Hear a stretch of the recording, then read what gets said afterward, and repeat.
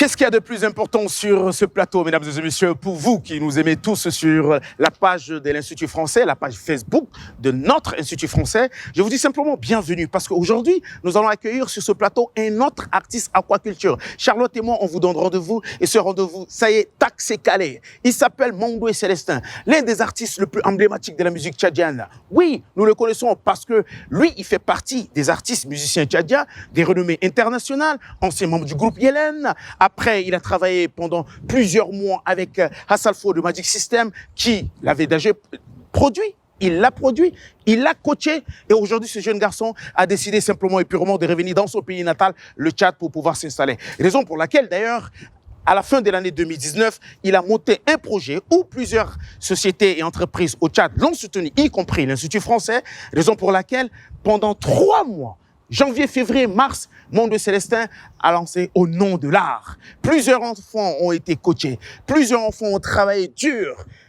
De la sculpture à la musique, on devait vivre un moment exceptionnel à la fin du mois de mars. Malheureusement, Corona, mais tu n'es pas sûr. Bref, Corona est arrivé, tout a été annulé.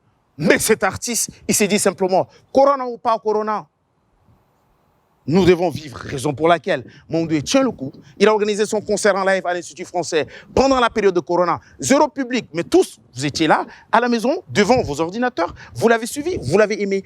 Et aujourd'hui, il nous donne rendez-vous ici. Raison pour laquelle Charlotte ira le chercher tout de suite. Mais tout ce que je sais, c'est un baobab de la musique. Et au nom de l'art, on survivra. Messieurs et dames, nous accueillons Céleste Mandoué. Bonjour, ça va? Bonjour. Ça va très bien. Bonjour. Bienvenue à Aquaculture. Merci. Ça fait plaisir. T'as déjà tourné dans une piscine ou pas? Non, je crois qu'il y avait eu mort. Cette fois c'est la bonne. Allez vas-y, je t'en prie. Je passe d'abord, on se lave les mains et on y va. Les vieux de maman jouent les voix tour à tour de rôle. J'ai fait des choses, oui, des choses dont je suis peu fier. Comment vas-tu? Ça va très bien, merci. L'enfant prodige. Hello. Bienvenue sur le plateau de l'Aquaculture Mandoué Célestin. Je vous installe. Merci. Bonjour à tous et bienvenue sur le plateau d'Aquaculture, votre rendez-vous du mercredi soir sur la page Facebook de l'IFT. Grand merci encore une fois, Ricardo, de nous accueillir comme chaque fois avec ton sourire, ça fait toujours plaisir. Et ce soir, on accueille le grand Mandoué, qu'on ne présente plus maintenant, après ses nombreuses collaborations avec d'énormes artistes tchadiens, avec ses nombreux projets. C'est toujours génial de t'avoir et de te recevoir. Donc merci encore d'être venu. Et là, en fait, première question qui m'intrigue, je vois que tu as un tablier. Et je crois qu'il y a marqué Au nom de l'art dessus. Ricardo en parlait tout à l'heure. Il me semble que tu travailles sur un projet depuis quelques mois maintenant, qui a été un petit peu arrêté, mais pas que à cause du Covid, sur lequel tu travailles toujours. Donc, je te propose d'en parler un petit peu d'abord. Bonsoir. Bonsoir, Charlotte. Est-ce que tu es sûr que tu t'es pas trompé de vocation? Quelque part, peut-être que... Parce que là, je vois comment le speech et tout, non, c'est intéressant. Hein. Je le prends comme un compliment. Ouais, il faut prendre ça comme un compliment, surtout que je suis avare en compliments. Mais bah, franchement, c'est un plaisir d'être là. Hein. C'est un plaisir d'être là. Ouais, le tablier, c'est devenu mon habit depuis le mois de janvier. Et je pense que je me plais bien dedans. Le tablier, ça me fait, non seulement ça me permet de sculpter, mais ça me permet aussi, tu vois, généralement les cuisiniers portent ça, les coiffeurs portent ça. Ça me rend artiste, quoi. Ça me permet de me sentir encore plus artiste, quoi. C'est l'outil créatif par excellence. Ouais, en fait, je suis dans mon élément, quoi. C'est comme les gens, quand ils vont dans les bureaux, ils se sentent obligés d'être en costard. Moi, c'est comme ça que je me sens bien, quoi. En fait, on aurait dû en avoir un pour nous, finalement. Tu aurais pu nous en passer. Ouais, mais j'en ai, hein, j'en ai. On reviendra ça plus tard, t'inquiète pas. Avec plaisir, ouais. Alors, parle-nous d'Au nom de l'art. Comme disait Ricardo, tu travaillais sur énormément de projets. Là, tu as également sorti, dans le contexte du Covid, une vidéo avec les artistes comme Mounira Michala et Massoud. Tu es également en train de travailler sur ton prochain album qui sortira bientôt, qui s'appelle du coup le titre éponyme Au nom de l'art. Ouais. Est-ce que tu peux nous en parler un peu plus? Bah, Au nom de l'art, c'est une aventure. Franchement, je ne sais pas là où c'est en train de m'amener. Hein. Ouais, ça a commencé juste par des créations. On se dit, bon, je vais faire une création, partager surtout c'est le mot, partager avec les enfants. Et puis bon, ça commence au studio au Burkina Faso grâce à la structure Takun Production qui est ma maison de disques là-bas. Et puis c'est parti et ça ne s'arrête pas. Après c'est une rencontre avec Kisiriki qui est un sculpteur burkinabé. Et on devait faire le projet déjà au Burkina avec des enfants burkinabés. C'était les premiers qui m'ont accompagné dans le projet. Et puis après, j'étais venu pour la fête de la musique de l'année passée, invité par l'Institut français bien sûr. Et j'en parle avec le directeur qui me dit, mais eux, ils sont déjà prêts à recevoir le projet. J'ai dit, oula. Bon, ok. Et de l'autre côté, on était en train de voir comment mettre ça sur place. Et puis au Tchad, on m'a déjà permis de dire, on m'a dit que non, c'est déjà possible de mettre ça. Et donc tout de suite, j'ai sauté sur l'occasion. Et franchement, je prends réellement du plaisir à ne pas savoir où est-ce que je vais. Parce que de l'album, c'est devenu un projet de résidence de création autour de la sculpture et de la musique. Après, c'est devenu une association aussi.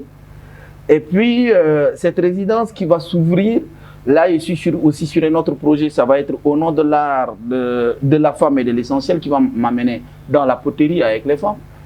En fait, j'ai cette phrase, ou je ne sais pas moi, ce projet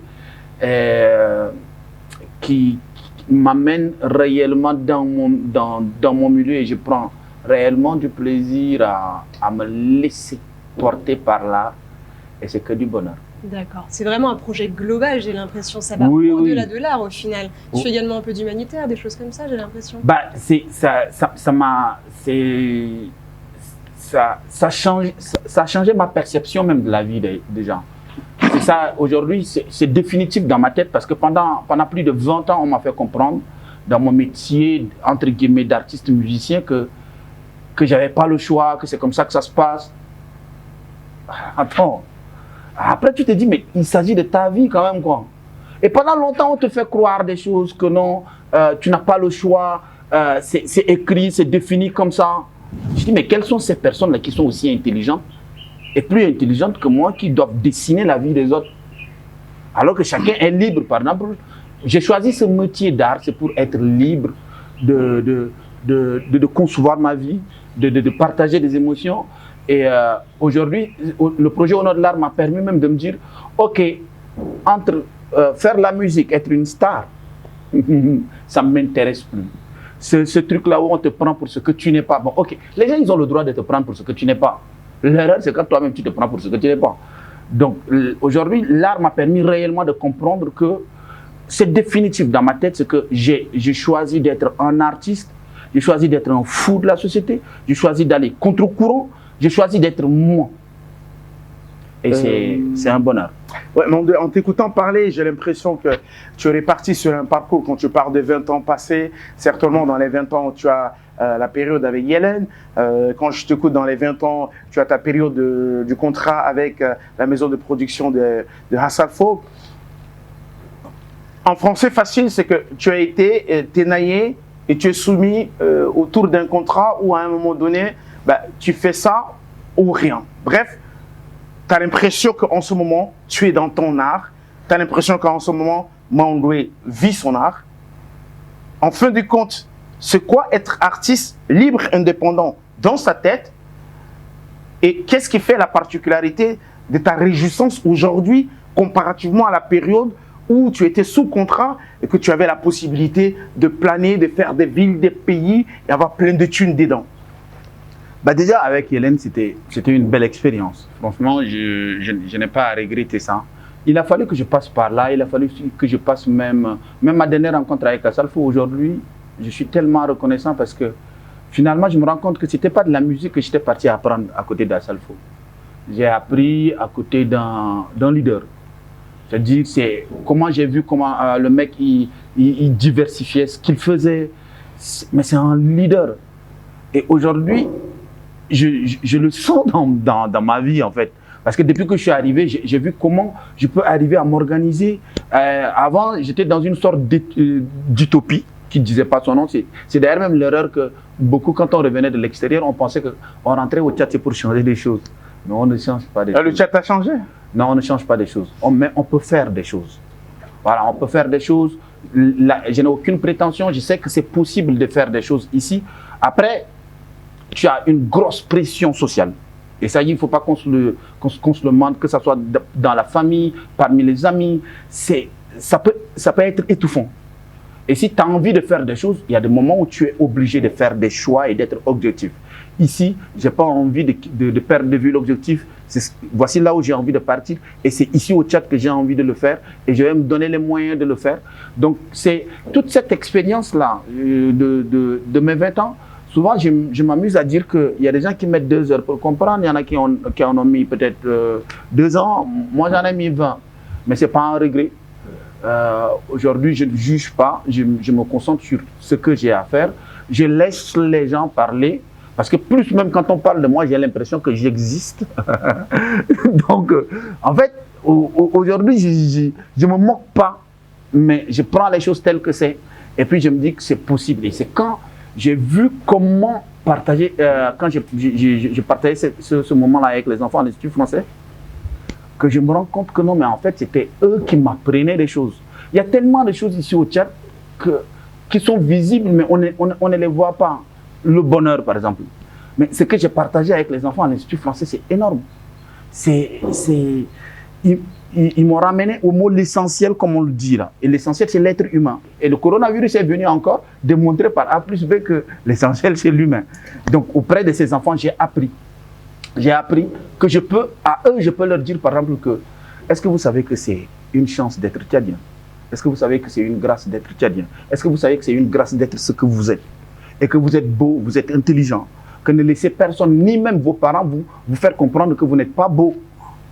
Et nous, on a besoin de partager ces expériences-là avec ces enfants-là. Parce qu'on est quand même une génération où la guerre a pris beaucoup de choses en nous. La guerre, ça fait de nous, peut-être, de nous, notre génération, peut-être presque des gars paumés qui doivent baser leur vie sur du paraître. Tu as l'impression que même au Tchad, beaucoup de gens ne vivent pas de procuration parce que beaucoup de gens font la volonté des autres, des trucs comme ça. Ils sont dépendants. Voilà. Et l'art, moi, ça me permet de me dire, ah ok, donc je peux être moi. Alors justement, Mandé, en rebondissant autour de cette réponse, moi, il y a quelque chose qui me préoccupe, c'est vous avez donné l'espoir aux enfants, vous vous plaisez dans ce qui s'est passé, ils étaient heureux parce qu'on voyait ça. Comment vous-même vous déplacez le matin, vous partez chez les enfants, vous les ramenez après la journée finie, de porte à porte, rencontrer les parents. Malheureusement, ils ont fini avec les larmes parce que le coronavirus est venu faire son show. Pour eux, c'était le désespoir, c'était le chaos, c'était la fin de ce qu'il fallait. Et pourtant, derrière ça, ce n'est pas fini. Vous avez l'intention de repartir, reprendre ce projet avec ces enfants. À quand? Qu'est-ce que vous pouvez dire à ces enfants et aux parents? Et ensuite, je sais que vous êtes un artiste très expérimenté, qui est Corona, mais Corona n'a pas pris votre cerveau, raison pour laquelle, d'ailleurs, pendant cette période-là, culturellement, vous êtes resté vivant. Et actuellement, vous êtes sur plusieurs projets avec d'autres artistes. Est-ce que vous pouvez nous parler des enfants, de nous parler des projets que vous faites maintenant, au moment où certains artistes préfèrent dormir parce qu'ils attendent que tout leur tombe du ciel, alors que vous avez simplement la roue, le micro et vous partez creuser pour sortir ce qu'il fallait? Je pense que ce qui était difficile, c'était les 1 semaine à l'Institut français, l'arrivée, les gens devaient venir ou pas, c'était ça qui était difficile. Une fois que la nouvelle était tombée, ok, on annule les dates. Après tu te dis, mais annuler un concert, ça peut se reporter, mais des vies humaines, non. Donc je relativise tout de suite et j'en parle avec ma production. Il fallait que, comme j'ai eu pendant cette période-là aussi, à travailler avec les musiciens pendant les 3 mois, et on a revisité mes chansons, et finalement on se rend compte que les chansons ont encore pris plus en âme. Donc pourquoi ne pas enregistrer carrément et continuer? Donc j'ai continué, les autres projets se sont greffés. Et avec les enfants, on n'a pas arrêté, hein. On s'est dit, on est resté en contact, je parle avec certains au téléphone, j'arrive quand même pour des mesures de barrière là, donc je ramène certains par exemple au studio qui font des chœurs, mais on a gardé les contacts, on a tourné des clips, et il y a le projet par exemple On survivra qui m'a été proposé par un partenaire ici, et je me suis dit, D'abord, j'ai été clair au début. J'ai dit, moi, juste chanter Corona, ça ne m'intéresse pas. Faire des projets pour justifier des subventions, ça ne m'intéresse plus. J'ai la chance, j'ai pas faim. Donc aujourd'hui, j'ai la chance de faire un métier où on me paye pour prendre du plaisir et je préfère prendre les deux. Si je dois faire un projet, qu'on reste dans l'art, qu'on respecte les règles de l'art, parce que les intellectuels, parfois, les pseudo-intellectuels dans les bureaux, ils veulent soit nous dire, ouais, prenez les textes là comme ça, dites comme ça, dites comme ça. C'est une chanson. On ne peut pas quitter le basket. Si tu quittes le basketball pour aller dans le foot, il faut que tu respectes les règles. Une chanson, c'est de la poésie chantée. Les gens, ils veulent intellectualiser le débat, ils veulent rendre trop littéraire. À un certain moment, ce n'est plus amusant. Et prendre ce risque-là de dire, par exemple, à mon partenaire, si vous voulez qu'on le fasse, nous, on est sur un projet comme ça avec les enfants, ça s'appellera On survivra. Et puis, on va faire aussi avec des artistes qui sont peut-être moins connus. Et ça a été vraiment un partage. Et aujourd'hui, le résultat, moi je suis très content de pouvoir partager ce projet-là, non seulement avec les artistes, mais aussi avec les enfants. Et donc ça nous a permis encore de nous reprojeter. Et ce temps, moi, honnêtement, ça m'a permis même de revoir encore le projet. Le fait d'avoir fait 3 mois, ça m'a permis d'expérimenter le projet. Donc là, je le vois encore en plus grand. Je pense que quand on va reprendre, c'est un projet qui va nous amener carrément même à proposer des choses jusqu'à même au niveau de l'État tchadien. Pourquoi ne pas ramener l'art dans les écoles? Parce qu'il y a de l'engouement. Ramener les enfants à la création, c'est leur donner la clé du monde, de s'approprier le monde, d'imaginer leur propre monde. Ils ont peur de quoi, les Tchadiens? Que non, c'est de l'art, mais l'art. On parle de l'art, quoi. Mais quand tu entends certains pseudo-intellectuels tchadiens en train de parler de l'art, il y a des moments où ils me font pitié. Parce qu'ils ne savent même pas de quoi ils parlent. Ils pensent qu'avoir bac plus 18... Bon. Je vois où tu veux en venir. Peut-être Charlotte a une question. Moi, j'aimerais bien savoir si ton album est prévu pour bientôt. Est-ce que tu commences à avoir une vision sur l'après-Covid, sur la sortie de cet album qui est tant attendu, qu'on espérait vraiment pouvoir lancer à l'IFT en mars dernier? Est-ce que tu as une meilleure vision là? L'album s'est tellement enrichi. En fait, j'ai eu des sons que j'ai fait d'abord au Burkina, il y a des sons que j'ai fait en Italie avec le ukulélé, et puis après c'est venu et j'ai fait la meilleure rencontre, c'est avec un instrument ici, le Garaya, c'est avec Idriss. Ça devait juste intervenir sur une chanson avec les gosses et finalement c'est en train de s'installer sur tout l'album. Ça m'a permis encore de me rendre compte que donc même nos danses, tout ça là, on peut les mettre dans des choses. Et c'est là où tu te dis, mais beaucoup d'artistes tchadiens même sont assis sur des mines d'or ici. C'est vrai que le complexe, c'est qu'au niveau du public tchadien, pendant longtemps, on a fait croire au public, ou bien le public, d'une manière générale, que non, ça consomme ce qui vient de l'extérieur. Donc ça a amené beaucoup d'artistes. Nous autres, par exemple, on était obligés d'aller à l'extérieur. Donc être à l'extérieur, c'est que tu es obligé de faire une musique pour proposer à un public du pays d'accueil. Mais quand tu es ici, on te fait croire que non, le Tchadien, il aime ce qui vient de l'extérieur. Donc du coup, sans te rendre compte, tu te retrouves en train de singer ce qui vient de l'extérieur. Par contre, ils ne vont jamais abandonner l'original pour la photocopie. Donc, c'est dire que la seule façon pour moi aujourd'hui, pour la musique tchadienne d'éclore ou bien de voyager, c'est qu'on accepte d'être nous, avec nos années de guerre. C'est-à-dire, on a tellement de rythmes ici. Les Tchadiens, ils ne veulent pas que tu ailles faire, désolé pour ceux qui vont mal prendre, mais si tu veux faire de la rumba congolaise, franchement, tu ne peux pas dépasser Fally Ipupa. Je suis désolé. Si je vis encore ailleurs, d'accord, mais j'ai un public ici. Il y a 14 millions de Tchadiens à convaincre. On propose des choses et puis après on a l'impression que les gens ils sont réticents. Mais s'ils sont réticents, peut-être qu'il faut qu'on revoie la manière peut-être de proposer les choses. Et moi aujourd'hui je suis convaincu, je ne juge personne. Je suis convaincu qu'il y a un public ici, il y a de l'argent à se faire ici. Contrairement à certains artistes qui disent que non, ouais, mais on donne toujours l'argent à ceux qui viennent de l'extérieur. Mais tu es bête pour t'asseoir devant l'argent et puis quelqu'un va venir de l'extérieur venir prendre. On te demande d'avoir des projets et puis tu récupères de l'argent. L'argent est là, le public est là, les Tchadiens ils sont 14 millions. Il y en a qui sont prêts par exemple à débourser 1000 francs pour venir te voir. Il faut aller les chercher. Mais il ne faut pas rester là chaque fois crier à l'injustice. Ouais, il y a des gens qui viennent de l'extérieur, on les donne, mais à un moment, il faut qu'on arrête aussi d'être tout le temps victime. Moi, hein, j'ai parlé, j'ai pas dit que non, je n'ai pas parlé, Oui, mais que je ne suis pas plein. à cette question, toi-même, il y a des moments où tu n'aimais pas trop quand tu étais à l'étranger, on t'invitait ici à N'Djamena pour des concerts, tu n'aimais pas quand les autres, d'ailleurs, qui venaient et qui touchaient un peu plus. Non, je n'ai jamais mené ce combat-là. En fait, d'abord, les premières choses qui me choquaient, c'est que même il y a des gens ici qui voulaient me rabaisser. Et moi, je n'accepte jamais ça. Ouais, ça, j'ai compris je me suis toujours battu, par exemple, pour asseoir ma carrière. Donc, je ne permets ni à un animateur, ni à un artiste, ni à personne, même à mon père de me rabaisser. C'est même pas possible. Maintenant, les artistes, par exemple, qui viennent de l'extérieur, moi, ça n'a jamais été mon problème. Combien un autre artiste touche, ça ne m'intéresse pas. Parce que je trouve que être artiste tchadien, ce n'est pas un statut. Parce que derrière ça, il y a tellement de gens aussi qui sont médiocres, qui n'ont pas de talent, qui se cachent derrière ça et puis qui disent que non, nous sommes des artistes tchadiens, on doit avoir tel cachet. Mais attends, pendant que tu remplis des toilettes, moi j'ai rempli des salles. Donc, attends, à un certain moment, il faut que tu respectes mon métier. Donc, c'est pas être un artiste tchadien, c'est pas un statut. Et moi, j'ai toujours défendu ça. J'ai dit non, si on doit payer les gens, qu'on les paye par rapport à ce qu'ils valent sur le terrain. Aujourd'hui, quand on me dit par exemple Caleb, mais Caleb, je respecte. Si on le paye des millions, partout dans le monde on le paye. Donc c'est pas ici au Tchad qu'on ne va pas le payer des millions. Mais ça, les chiffres parlent pour lui.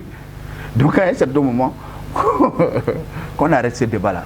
Voilà. Pour arrêter le débat, mesdames et messieurs, Mondoué Célestin qui est notre invité sur le plateau d'Akwa avec Charlotte. Du coup, avant que nous puissions nous séparer, peut-être Charlotte nous dira le mot de fin, mais avant le mot de fin, certainement tu feras plaisir à tous ces milliers de personnes qui t'aiment bien, qui te regardent et qui sont là accrochés à notre page Facebook de l'Institut français.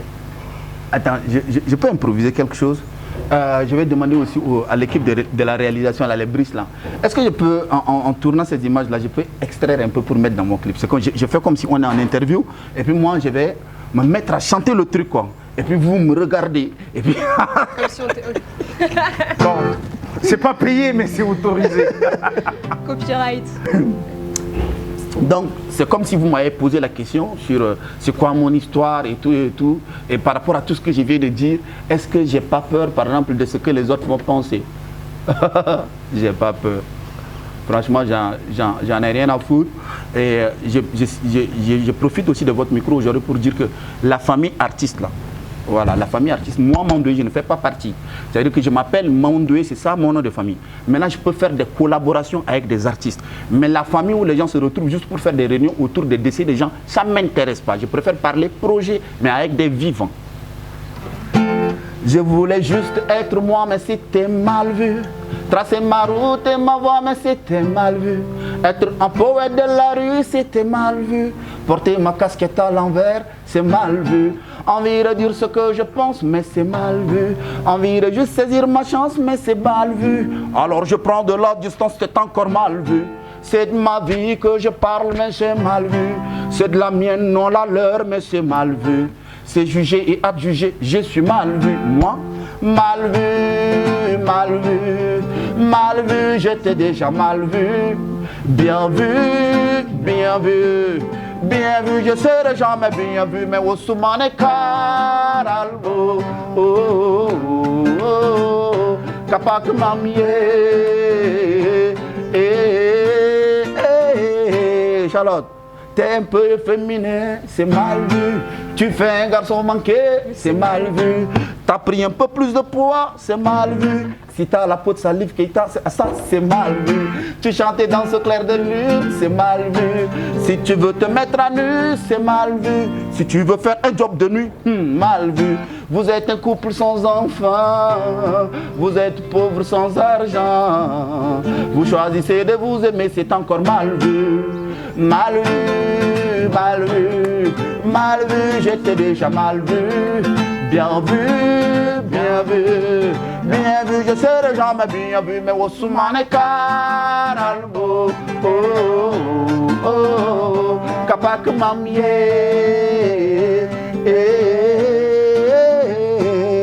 il te faut mettre le carême pour être bien vu. Faire la messe tous les dimanches pour être bien vu. Il te faut un bac plus pour être bien vu. Accrocher tous tes diplômes, c'est bien vu. Il faut faire tout comme tes amis, tu seras bien vu. Assister toute la famille, tu seras bien vu. Avoir un discours de campagne, c'est bien vu. Fais semblant d'être comme eux, tu seras bien vu. Fais semblant d'être heureux, tu seras bien vu. Laisse-toi mourir peu à peu, tu seras bien vu. Non, bien vu, bien vu. Bien vu, tu seras jamais bien vu. Mal vu, mal vu. Mal vu, moi je t'ai déjà mal vu. Mais au soumane caral. Oh, oh, oh, oh. Kapak mamie. Eh, eh, eh, eh, eh. Et puis vous tapez. Merci beaucoup Mandoé pour Ouais. cette super chanson. On était super contents de t'avoir ce soir. Ça faisait longtemps qu'on t'attendait, donc vraiment on est très heureux. Et puis on espère bientôt retrouver l'album qui sortira à la fin d'année. Ouais. Et pour le reste, pour le public, on se retrouve très bientôt sur la page Facebook de l'IFT le mercredi à 19h. Merci et à bientôt. Bah, le merci à vous tous. Thank